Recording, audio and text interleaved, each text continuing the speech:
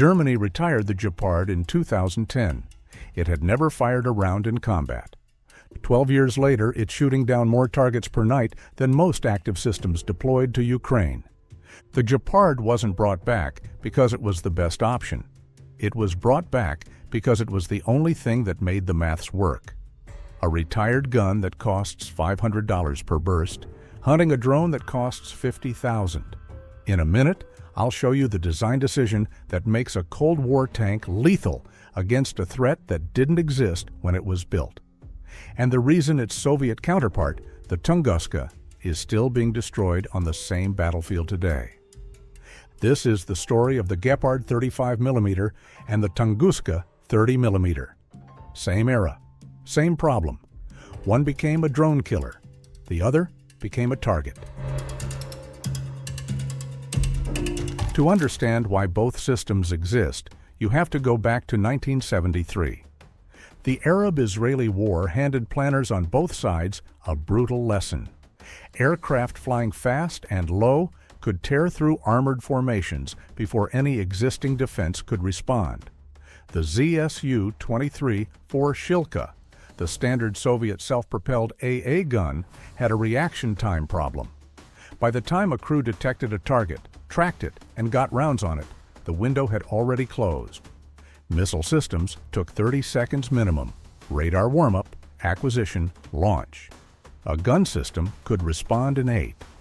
West Germany started the Gepard program in 1963. The Soviet Union formally began the Tunguska in 1970. Same question: how do you protect armored columns from fast, low-flying aircraft with almost no warning? They just answered it differently. And for 40 years, the Soviet answer looked like the better one. The problem was brutal in its geometry. You needed fire volume, enough rounds per second to get hit probability against a fast-moving target. You needed tracking, sensors capable of following something at 500 meters per second at treetop altitude. And you needed mobility. Keep pace with tanks, ready to fire within seconds of stopping.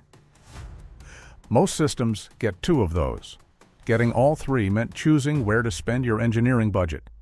West Germany chose to maximize what the gun itself could do. Bigger caliber, better ammunition, simpler system. The Soviet Union decided a gun alone wasn't enough. They added missiles, 8 of them.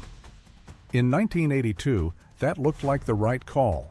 The Tunguska had longer reach and more options. Keep that in mind, because the reason it failed in Ukraine has nothing to do with its firepower.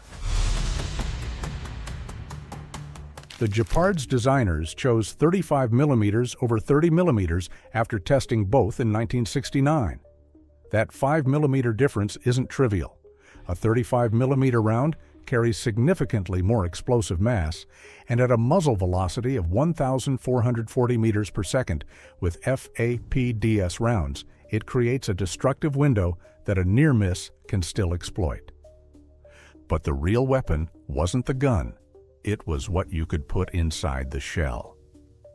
The ahead round, advanced hit efficiency and destruction, programs a detonation point ahead of the incoming target. At the moment of explosion, it releases 152 tungsten subprojectiles in a forward cone, creating an intercept zone roughly 10 to 15 square meters across. The drone doesn't have to fly into the shell. The shell turns itself into a wall. The Gepard fires at 1,100 rounds per minute, combined across both barrels.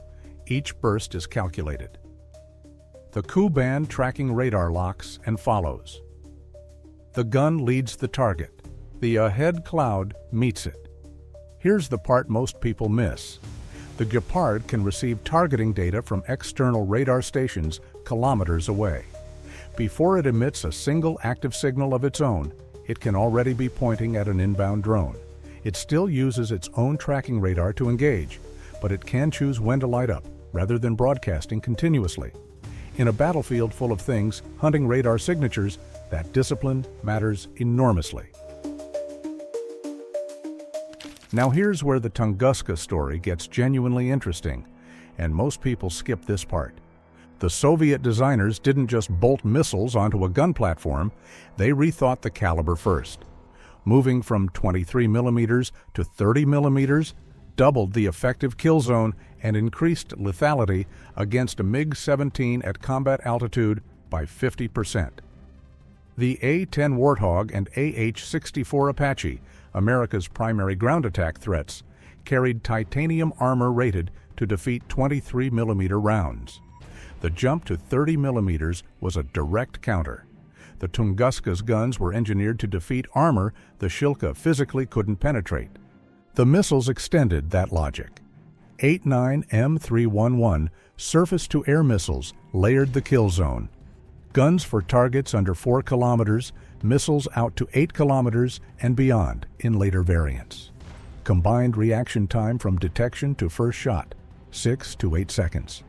A battery of 6 Tunguskas, networked via encrypted data link, could coordinate coverage across an entire mechanized regiment. On paper, this was arguably the most complete short-range air defense vehicle ever built. And then, Ukraine happened. In April 2022, Germany made a historic decision. It would send 50 Gepards to Ukraine, the first time a major NATO power had sent that class of weapon to Kyiv. The announcement and the crisis happened on the same day. The 35mm ammunition in German stocks had been manufactured by Oerlikon, a Swiss firm later absorbed into Rheinmetall's Swiss division. Switzerland, citing its neutrality laws, blocked the re-export. Germany had signed an end-user certificate obliging it to seek permission. Switzerland said no, twice. Germany had sent the gun and had almost no bullets to go with it. The solution cost 168 million euros and took over a year. Rheinmetall rebuilt an entire 35mm production line in Germany from scratch, specifically to keep these 50-year-old vehicles operational. The first new ammunition arrived in Ukraine in September 2023. Germany also bought back 15 Gepards it had sold to Qatar in 2020, reportedly at more than double the original price, just to have enough vehicles in the field. A retired weapon, a blocked ammunition supply, a 168 million euro manufacturing restart. And it still ended up being the most cost-effective anti-drone system Ukraine had. If you want to understand how fundamentally the battlefield had shifted, that number tells you everything.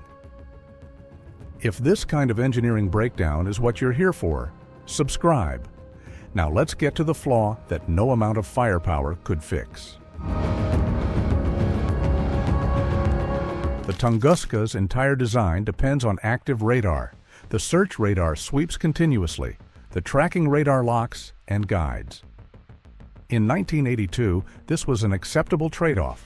You needed the range. You needed the missiles, and the threat environment rewarded systems that could find fast jets before they entered gun range. In 2022, continuous radar emission was a death sentence. Modern drone warfare runs on signal intelligence. FPV drones, loitering munitions, reconnaissance UAVs. They triangulate emissions and pass coordinates to strike assets within seconds. An active radar doesn't just find targets. It assigns its own location to everything within range. This is where the design looks wrong, but it isn't. It was right for its era. The Tunguska's architecture assumed a peer adversary and predictable threat vectors. Ukraine had neither. Multiple Russian Tunguskas were destroyed not because they failed to detect incoming threats, but because they were detected first. Ukraine's own inherited Tunguskas did manage kills. A documented example from June 2023 shows a Ukrainian vehicle from the 24th Mechanized Brigade with 2 kill marks, 1 Shahed, 1 cruise missile. But every engagement required accepting the risk of becoming a target in return. The fundamental problem wasn't performance, it was visibility. In a drone-saturated environment, anything that emits continuously becomes a priority target. The Tunguska was designed to hunt. Instead, it got hunted. The Tunguska was a node in a network. 6 vehicles per battery, reload trucks, command post, encrypted data link, designed to slot into a layered Soviet air defense architecture where each element reinforced the others. The Gepard was a standalone system. Gun, radar, chassis, 3-man crew. No missiles, no support chain required.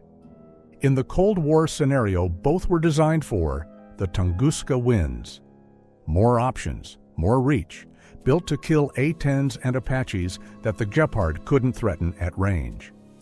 In Ukraine 2022, simplicity was the advantage. Disciplined radar emissions, passive integration into Ukraine's air defense network, a cost per engagement of $500 to $1,000 against a drone worth $20,000. That last number ends the argument. Russia has launched over 29,000 Shahed drones at Ukraine since 2022. A Patriot missile costs over $1 million. Every one fired at a Shahed is a 6-figure asset used against a 4-figure threat. The Gepard inverts that equation. Ukraine's Air Force spokesman Yuri Ihnat said it in December 2023. Today, Gepard is the best in this regard in terms of cost effectiveness. Germany has delivered 55 Gepards to Ukraine. Rheinmetall has commitments totaling 480,000 rounds across 2 contracts. Germany and KNDS are now discussing joint production inside Ukraine. A weapon retired in 2010, which never fired a round in German service, is being manufactured fresh for a war it wasn't designed for. The Tunguska is still in service across a dozen countries, still being destroyed on Ukrainian soil, most recently in March 2025. Russia is replacing it in priority units with the Pantsir S-1. Its era is ending. Now go back to that maths problem. A retired gun, $500 per burst. A drone worth $50,000. The Gepard wasn't designed for that equation. It was designed to stop Soviet jets screaming across the German plains at 500 meters per second. Instead, it found itself waiting for propeller-driven drones at 185 kilometers per hour. And it turned out to be perfect. Not because the engineering was magical, because it was simple, because it knew when to stay quiet, because a 35mm airburst cloud from a retired Cold War gun happened to be exactly the answer to a problem nobody had written a requirement for. That's why the Gepard wasn't just an anti-aircraft gun. It was the right answer to the wrong century's problem. And somehow it worked. What other Cold War system do you think is overdue for a second life? Drop it in the comments.